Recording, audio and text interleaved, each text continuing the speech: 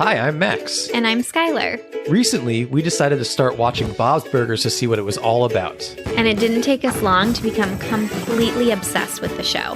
But one of the things we love the most about the show is the brilliant end credit sequences. Which is why we created this podcast. Each week, we're going episode by episode to talk about the elaborate end credits. We're excited to have you join us right here on Bob's Credits. We'll make sure the Bob's Burgers end credits get the credit they're due. All right! Chip-chip-a-roo, boy crazy, girls who dress like boys. I'm not boy crazy. I'm boy sane. I think that was the Tina quote. Y'all, Welcome. we missed you. We missed you so much. We missed you as much as Tina misses butts. Amen. On a buttless, boyless desert island. That's how much we missed you. Yeah, we're so happy to be back here. Refreshed. And rested. And that's not true. We did a lot of work while we were not working on the main feed here. But still, we are refreshed from doing end credit sequences. Our hearts are full of missing you, and we are ready to explode into season 9. We were ready to dive into season 9 like Tina stage diving into a sea of boys. I love it. And man, what an episode to kick off season 9. We're going to get into it. So good. So much music, Max. So much music. This is a full musical episode. I feel like when the writers were thinking about what they wanted to do for the premiere of season 9, they were like, let's just give our fans an episode stuffed to the gill with gifts. And it's more of a musical than the movie is. Based on the number of songs, I believe that is correct. So we only have one order of business before we get into everything, and that is we have a new Patreon subscriber to thank, and we have to burger pun their name, but we had a special request for this one. Skylar, can you tell us what the special request was? She wanted her name to be burger punned on this episode, on the season premiere, because it means a lot to her. And it was so serendipitous that this all lined up, that she joined our Patreon as we were recording this episode. But the reason why this episode is so special to her is that, well, I don't want to spoil anything. We're going to get into this conversation at the end of this episode. But the way Linda and Bob and the family embrace Tina's boy craziness, sexuality, identity is very meaningful to our new patron. So let's get in to this burger pun. I hope it's delicious. Thank you, Lily Rose Page. Moving forward, you will be known as the Chili Sucrose Sage Burger. Ooh, what's sucrose? It's like a plant sweetener, sugar. Oh, like Sucrose. Oh. Like sucrose. Okay. Sucrose. So what is this? It's a chili Love. sucrose Yum. sage burger. I love it. I might do a chili rosemary sage That's way better. burger. Okay, it's chili rosemary sage. Don't be sweetening my chili too much. Actually, it's probably pretty good. No, a little but too sweetness much. in a chili is nice. Too much. Not too much. We like it spicy But over here. Thank you, Lily, for joining us. Hope you're enjoying all of that bonus stuff over on Patreon. And we know you've been super active over in Discord, which... We love seeing you there. And if you are listening and you'd like your name burger punned right here on the show, or if you don't want it burger punned in the show, but you still want all of the bonus stuff, you can just go subscribe to Patreon, patreon.com/Bob's Credits. I think we should start with a little Bob Punner Max pun. It's been a while. It's been a while. We're going to go back to the OG burger puns. I love that. Are you ready for your first pun, Skylar? I am. The Twist and Sprout Burger. Bob's. Max. Boring. Boring. Because you got it wrong. Your next pun is the Channing Tater Burger. Max. Yes. I would eat that up. I'm not attracted to Channing Tatum. That is something I know very much about myself, but I love tater tots. Not a Magic Mike fan? I have never seen Magic Mike. Oh my God, tell the story, the Magic Mike story about my mom. What was the Magic Mike story about your mom? It really isn't that big of a story. I wish Max would remember because he would tell it better than me. But Max and I went over to hang out with my mom in Santa Barbara, and her husband was away. And we were like, oh, what'd you do last night? And she's like, oh, I got to pick my movie. And we were like, no, you turned on the TV. Do you remember now? Yeah. You turned on. Go ahead. And like Magic Mike was paused or something? Yeah. Or it was like the new one, the newest one. It was just so not my mom. Yeah. Like, it just made me laugh so much. Anyway, I love tater tots. Your next pun, Skylar, is papaya was a Rolling Stone burger. Bob's? Yes. I feel like I am familiar with that burger. And your final pun is, do I have to sing it? I haven't sung on the podcast in a very, very long time. They missed it. I can feel it coming in the Gruyere tonight. Oh, Max. Yes. Thank Very you. good. Of course it's me. Any Phil Collins reference is me. Good work to kick off season 9. A little rusty. Pretty proud of my showing there. All right. Well, my friend, are you ready for Skylar's Sides, the fun facts before the fun facts? Dish it, girl. I'm breaking my rules, my own rules again. I had a very technical behind the scenes fun fact that would have been fun, but very difficult to explain visually. And we will do it next week. But I missed y'all. I missed the Belcher family. So I thought we would just do something fun for Skylar's Sides today. On our Patreon, we do episodes where we answer funny questions about Bob's Burgers, and all our patrons can submit questions. One of our patrons, Ashley, missed the cutoff for that episode, and I just read it this morning, and I was like, this is such a cute and fun question. So I thought we could just have some fun answering it. Yeah, let's do it. You know how we all have our favorite barista at our coffee shop? The one who always makes your drink with the extra amount of cream you like and always with extra love. But if a different barista makes it, it's just not the same. Who do you think Teddy prefers to make his burger? Bob or Linda? I kind of think Teddy likes Linda to make his burger. I think she knows just the right amount of condiments and perfect pickle placement that Teddy likes. Okay, I love this question. My brain is already, the hamster is already going crazy in the wheel up there. I'll rephrase it for everyone, or say it again. Who do you think Teddy prefers to make his burger, Max? Now, when we're saying make the burger, do we mean like put it all together and stuff, or cook it specifically? I think it's like his perfect scenario. So when Teddy sits down in that stool, what is he hoping for? I lean towards what Ashley says, and that he prefers Linda, because I think Bob is very particular about food and thinks things should always be done his way. Correct. For like a full flavor profile. And Teddy might like extra pickles and it's extra salty, and Bob will be like, you're ruining the flavor profile of my burger. So I think I'm with her that I think Linda would probably take more care in creating the burger that is specified towards Teddy than Bob would. Yes. And I think Linda would know that about most the customers. Like, she definitely knows how Mort likes his napkin or like whatever. I'm going to say Teddy comes in. He sits at his stool that he really thinks is his.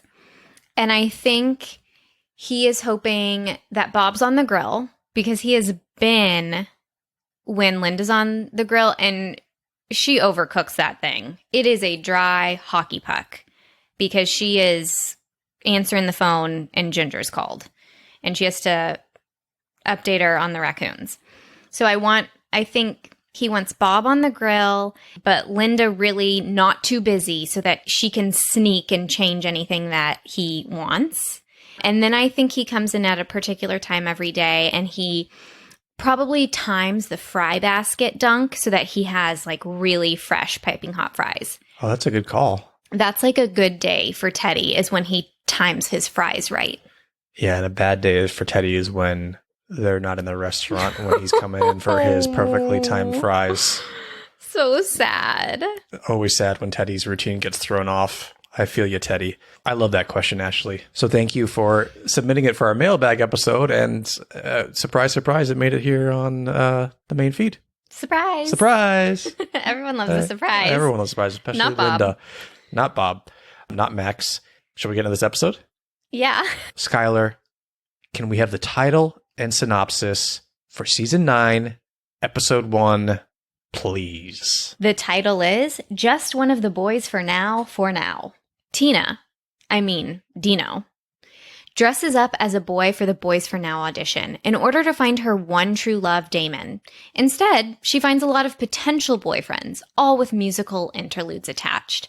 Meanwhile, Bob and the fam take care of Teddy's baby rat, and then Hugo shows up. This episode came out on September 30th, 2018. It was written by, any guesses? Yes, the Molyneux sisters. Yep. Yay! Lizzie Molyneux and Wendy Molyneux. Asterisk. It was nominated in the 2019 WGA Awards for this episode.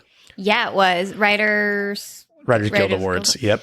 Did you hear I mumbled? I was like, yeah. So you got it. And it was directed by Ian Hamilton. Just a refresher from everyone. The Molyneux sisters wrote the first Boys for Now episode. They introduced us to these lads who have been a regular presence throughout the show. And now these Boys for Now are in my heart forever. We're going to get into all sorts of forevers. Tell me, Skylar, kicking off season 9, what an episode. Like I said, we didn't watch this. We were still in our binging phase when we watched this. We didn't sit down and be like, oh, it's the season 9 premiere. But if I had done that, my heart would have exploded. I loved this episode. Loved all the boy craziness. Loved Tina making boyfriends out of every boy she runs into. Felt a little weird about the baby rat being down Bob's underwear. Yeah, and in the kitchen, it's fine, baby rat, but still a little unsanitary. I know, but I'm sure we'd let our dog in the kitchen. Well, yeah, Biscuit is allowed in the kitchen. He is. He's a kitchen dog. He had to earn it though. For the first 4 years of his life, he wasn't allowed in the kitchen. Yeah, we had a cardboard box that blocked him. And I had to step over it and trip over it every time until I finally threw it away without Max's permission, because he'd never let me throw it away when I asked for his permission. I'd be in the other room and I hear God damn it! Can we get throw rid of this away? box? Yes, there it is. Yeah, such a strong episode to come to season 9 with. I love Tina-centric episodes, and it's perfection. I want to talk about the title just briefly. Just One of the Boys for Now. For Now is a play on a movie I used to watch all the time as a kid. I didn't know that was a movie. It's a play on Just One of the Guys, which is like an 80s movie. Tell me about it. Where I think it's a college journalist. She's in college. I already love it. She poses as a boy in high school to write an article. And we should watch it. I want to watch this so badly. It probably has not aged well by any means. I shouldn't have been watching it as a kid because it is a little bit adult. We were allowed to watch anything. I know. But I used to watch it all the time. We'll watch it. I love that it's a play on that and that it's pretty much what Tina does here. Yeah, thank you for telling me, because I didn't know that was so central to the plot. Also, I'm guessing that Amanda Bynes... What's that called? The soccer one where a man... Oh, yeah. People love that movie. Yeah. Well, what about Ladybugs, where Jonathan Brandis dresses up as the girl to play on a soccer team? No, absolutely not. So I love that that's the title of this episode, and just Molyneux sisters, the same era. The Molyneux sisters always pack episodes with pop culture and movie references, and I really like it. I mean, something majorly pop culture about this episode is that it's a huge musical episode, right? Yes. So who are you going to get to do the voices of all of these boys who are so musically gifted, at least in Tina's fantasies? In sync. Yes, you could go that route. Or you can grab actors who were huge Broadway stars. Oh, or that. Okay. So who we get voicing all these boys, there are a bunch of Book of Mormon alum. As Damon, the main boy, we get Josh Gad. Okay. Who probably best known as Olaf. Oh, from, yes, of course. Frozen. But he's also like the co-creator of Central Park with Lauren Bouchard, one of the characters in Central Park. He starred on Book of Mormon with Andrew Rannells, who is the voice of Hayden in this. Fun. And a fun fact, they are both returning to Broadway together for the first time since Book of Mormon in a comedy musical called Gutenberg the Musical, a show about two friends who create a musical about Johannes Gutenberg, the creator of the printing press. I'm really shocked you didn't say for Frozen 16. No, but he'll be back for Frozen 16 doing his Olaf voices. I wish I had some of that Frozen money, man. Hey, I'm sure we all do. Also from Book of Mormon is Rory O'Malley as Chad. Great name. And then from a different Broadway show, we get the guy who does the voice of Jesse, who we've heard on the show before, David Diggs, who was the Marquis de Lafayette and Thomas Jefferson in Hamilton on Broadway. Why are you laughing? I'm laughing because I came in here and Max has these like ginormous monitors at his computer setup, and it was a YouTube video, and it was like how to pronounce Marquis de Lafayette or whatever it was. I just didn't want to come in here and be like the Marquis de Lafayette. No, I hear you. I love those YouTubes. Like any name you can kind of type in there and it'll help you out. They're so helpful. They're great. So yeah, a lot of Broadway musical royalty in this episode makes sense. It makes the episode, if you ask me. And did the Molyneux sisters write the songs? I'm assuming yes. I'm assuming so, but I didn't find that information. Sometimes it's really hard to find information about the song specifically. Yeah, like who wrote what. I'm guessing it's them if they wrote the episode and there isn't anyone else credited for the song. Yeah, so. And I'm guessing they were big, like, Hamilton, Book of Mormon fans, too. Yeah. I can just see that. We love Hamilton over here. Yeah, we were late to Hamilton, but when it came on Disney Plus, we finally got to see it. It was like, oh, we get it. Yeah, my mom took me to see it on Broadway. It was really great. And then when it came on Disney Plus, we would put it on while we were cooking dinner. Yeah, so the music is phenomenal. All the different versions of songs, like the styles and the dream sequences for each one. I just got a text message from my mother. Is it about Magic Mike? No, it says, can you send a pic of Max's wedding ring, or is that weird? Why would that be weird? It's not weird in this light. That is like the least weird thing ever. It's not like just like, can you send a picture of Max in his like bathing suit? That would be a little weird. Okay, I did write down like all the tropes. So there's 5 songs. She meets 5 guys, although I think one has 2 guys in it. I love their restaurant. 5 guys? Yeah. The one in Key West or the burger place? The burger place. Okay. The place in Key West was like 2 brothers. Oh, I knew it was 2 men. I knew it was a number of men. Any number of men, Tina's fine with. Amen. Amen. The first one is the napkin wedding, where she gets married to Damon. And I thought it was so beautiful. The napkins.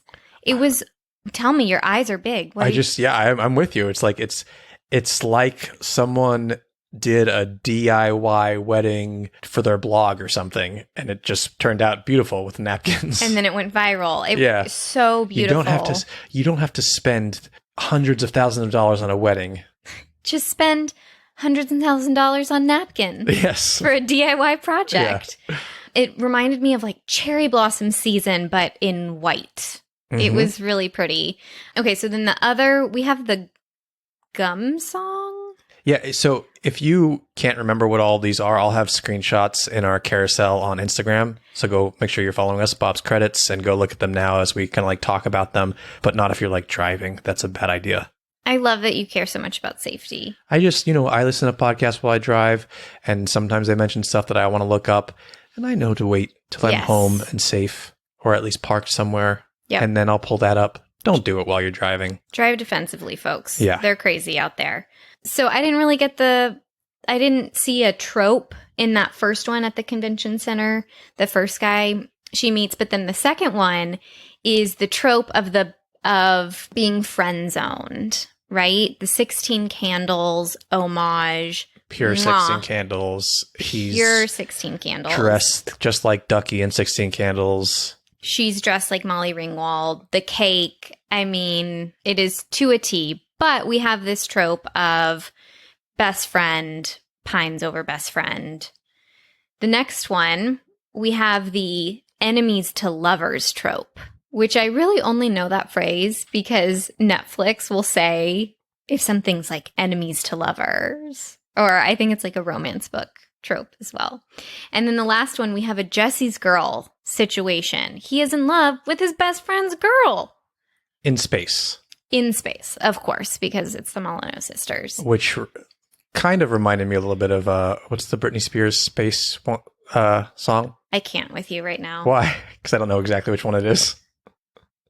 Come on. Let's break this Oops, down. I did it again? Yes. Okay. Yes. Yeah. Because the little breakdown where there's like conversation in between, they kind of had that. Yeah. So it just reminded me. But I thought the old lady dropped it into the ocean in the end. So random. But iconic. So random. I have a question for you. Yeah. When Tina gets to the convention center, first of all, it's hilarious. The running joke of girls not being allowed near the auditions, and they keep finding them in the air vents. I mean, I was cackling throughout this whole episode. Absolutely cackling, which I'm sure was a super fun experience for you. I love when you cackle during episodes. It brings me so much joy. Max says I have a Lisa Simpson cackle, and I do. I used to be so embarrassed about it, but no, it's delightful. I'm pure just joy. Happy that things make me laugh that loud. And also, I love Lisa's cackle. I know, it's great. So I love that, and then I love that we see that again at the end of the episode where Tina has finally made it to Desmond, and someone goes, "Girl, Desmond, is this Lost?" Damon. Penny has finally made it to Desmond. No. Oh my God. What's the shadow monster? Not Penny's boat. They're like, there's a girl. And a girl pokes out of the tree and then one falls out of the vent. It was hysterical to me. Yeah, it's such a great gag. Anyway, speaking of gag, this is why I brought this up. We get a vomit girl. Is that the same vomit girl from the first Boys for Now episode? That's a good point. I'll go back, and if it's the same girl that vomited in the first one, I'll do a side-by-side in our carousel. I am 99.9% sure. I would think place big frozen money on that. Okay, so you're going to put all of Josh Gad's earnings on the table here. I would. Okay. I would. Did you consult him for this? No. Okay. I'm sure he'd support it. Yeah. Just give you full access to the Olaf Trust. Yeah, I love the Vomit Girl. Such a good running gag. So good. Also running gag that we see back here is Louise's love for slapping Boo Boo. And also her reaction pulling the ears of her hat when she gets so excited. It's so good. I have big news. Oh my God. Is Boo Boo back? Boo Boo is back. That is news, but big fun fact news. This is the first episode to officially mention that the show is set in Seymour's Bay. Shut the front door. We learned this on the podcast a while ago. You shared it as a fun fact that Seymour's Bay is named after Mark Seymour, the editor on Bob's Burgers, and his workspace is an editing bay, so they call it Seymour's Bay. Olsen Benner is reporting about the Boys for Now thing and says, here in Seymour's Bay, by the way, Pamela Adlon as Olsen Benner there. I absolutely love that. By the way, I did create some new merch because I just genuinely wanted to wear it. I love like Rhode Island hats or Martha's Vineyards hats. Yeah, even that just say that like the name. the seaside town name that I've never been to.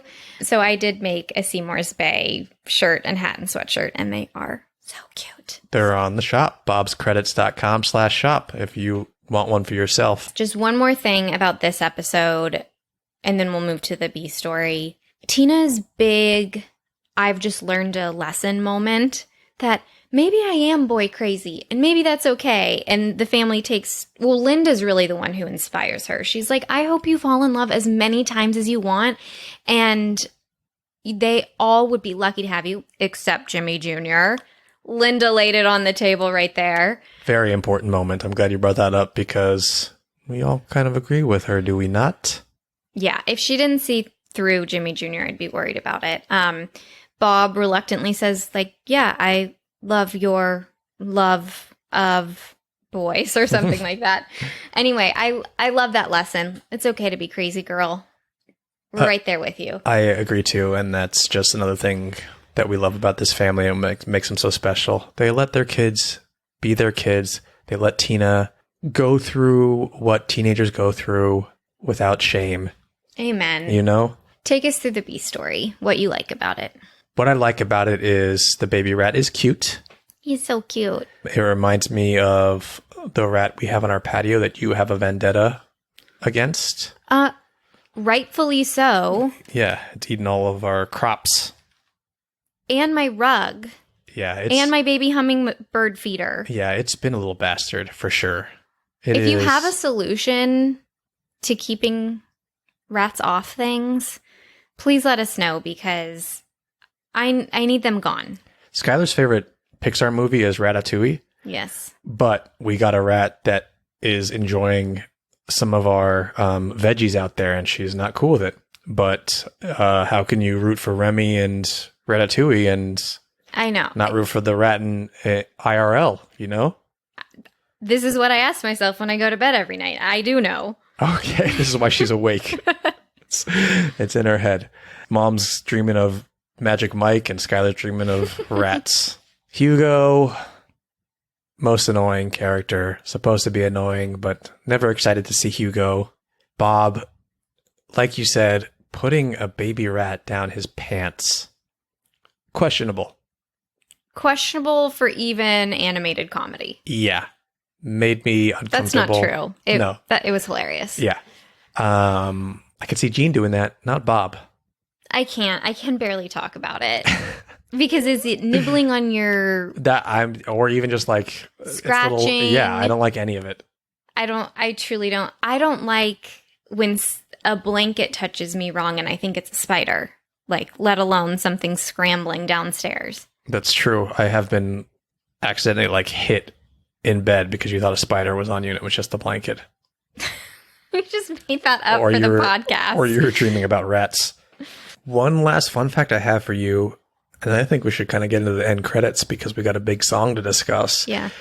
This episode, we mentioned that the Molyneux sisters were nominated for the Writers Guild Awards. This episode was nominated for that year's 2019's Outstanding Animated Program in the Emmys. Nice. But it lost to The Simpsons. Yeah, I have to believe it is a running joke that they're always nominated and never win. And it's fucked up because they really do deserve some wins. I still think they should have been nominated for an Oscar. I will die on that hill. And I'm not looking through fan-colored glasses. Just compared to the other categories. Yeah, it should at least gotten a nomination for Best Original Song in the Oscars. Yes, I agree. Any song from this episode should have been nominated for Best Original Song in the Oscars, honestly. Should we get into the end credits? Yes. Okay. We're going to play a little bit of we normally play an end clip, but the end clip is the song that we're going to hear in the end credits. So I'm just going to play a little bit of that. Nice. And then we can talk about the end credits. Actually, before we play that, the last thing we see is the Boys for Now are singing their new song, which is The Right Number of Boys for You is 4. Agreed. Great Boys for Now song, but it starts off for them performing it as a reunion song with Boo Boo back in the in the mix, and it quickly becomes Tina's fantasy. And in her fantasy, along with all the boys we met in this episode, we see pretty much every boy she's either had a fling with or a crush on in the past. This is what I'm talking about when I said at the beginning of this podcast episode, they stuffed this episode to the gill with presents for friends. And this is one of them. I nearly lost my shit. It's so great. And this is the list that luckily the fans have put together for us, who is included in that sequence. We get Michael from Boy Watch, Jimmy Pesto Jr., obviously, Duncan, our favorite New Zealand, our favorite Kiwi from Ain't Miss Debatin', Brett from Sleeping with the Frenemy, Jonas from Uncle Teddy, Jordan Kagan, a.k.a. Ghost Boy from The Landship, Josh from L'Independent Woman and Two for Tina, Justin from Mazel Tina, Jeff, the ghost in the shoebox from Tina and the Real Ghosts. Love it. The zombie basketball team from the Fraun Files, Joe Harrison from Large Brother Where Fart Thou, Nathan from Beef Squatch, and Daryl from Can't Buy Me Math. It's great. So they're all in the sequence that Tina is singing before we get into the end credits, where Tina will continue the song. And it plays to the theme of the lesson learned, which is go crazy, go boy crazy. Do your thing, girl. More forever. More forever. Boys!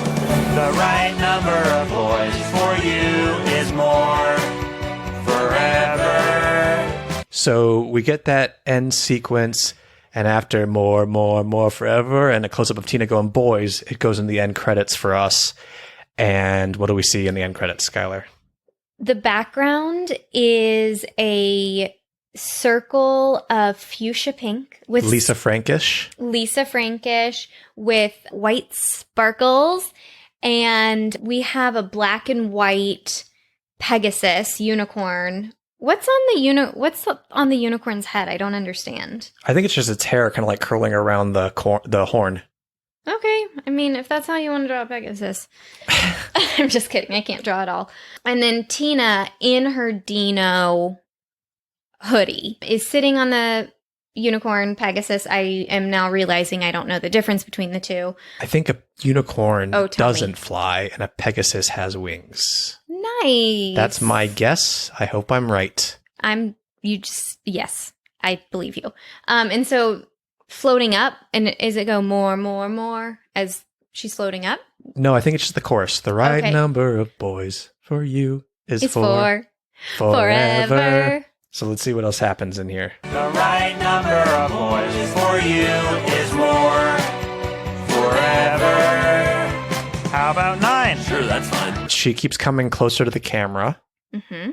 And after How About 9, who is singing the backups for her? Okay, this isn't Alan. It's the older Boys for Now member, the one that looks like he is Matt, 30. maybe? Matt, it is. Matt. Yes. Yeah, Matt's such like a 30-year-old name to me. It absolutely. His like hair on his arms. Yeah, and his chin and or whatever. Yeah. It's like, you are so old. Yeah.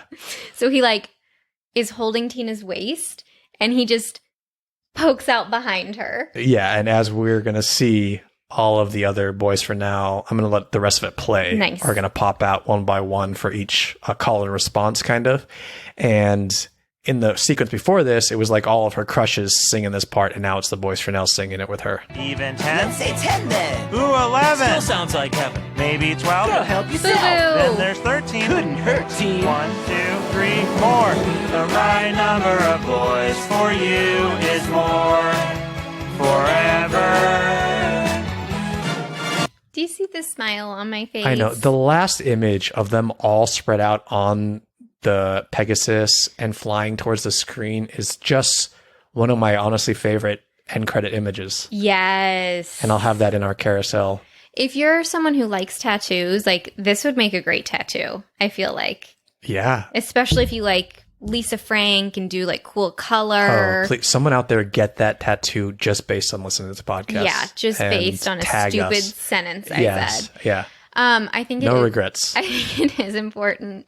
Like, as they're counting, the boys like fan out on the beat, which is really nice. Let's take a screenshot and put this image Of course. in the carousel. One of the things I will never, ever, ever get over is because of the voice casting with Tina, this really does sound like a not great singing teenager singing along to their favorite boy band group. And they're not great at it.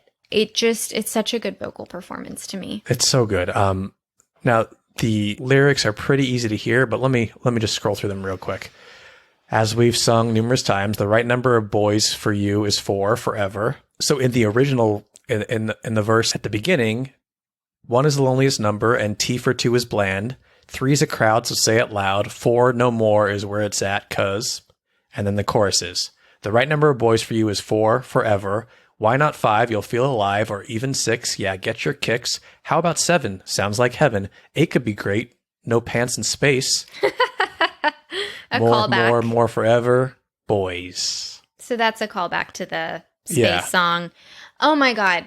Love it. Happy. Let's go jam to this all day. But they go up to like, in the chorus, it's 10, 11, right? We just heard it. We just heard it. You got it. You got it. Should we score them? Yes. We score on a scale of 1 to 10 H's at the end of Tina's 1, 2, 3, 10. 10. Wow. The Back-to-back right tens. number of H's in Tina's is 10 forever. How about 10? We'll do it again. How about 10? Let's eat some hen. How about 10? Let's write with a pen. Okay. At least a Frank Sparkly Gel pen. Wow. Am I hungry? Am I delirious? Who knows? We are very hungry as usual. It's getting dangerously close to lunch. Thank you everyone for listening and for kicking off season 9 for us with just one of the boys for now. What a great, between the finale from last season and the opening episode of this season, I'm so excited. I can't wait to see what the rest of season 9 has in store for us. Same. Go follow us on Instagram and Threads and TikTok and YouTube at Bob's Credits. There are YouTube videos up now. There are. And biscuits in them. Yeah. Biscuit is going to make plenty of appearances on YouTube. And support us on Patreon. Patreon.com/Bob's Credits. Write us a review. We're kicking off season 9. Let's get us into more ears out there. Your reviews help us in the algorithm. For you is 10. Yeah, write 10 reviews. Just give us, 5-star reviews on Apple Podcasts if you love us. And with that, is there anything else, Bud? I'm supposed to ask you that. Okay. With that, is there anything else, Bud? That wasn't my cackle. That was like my whatever. I'm just going to say stay, parentheses, boy crazy, for now, forever. Love y'all. Stay saucy.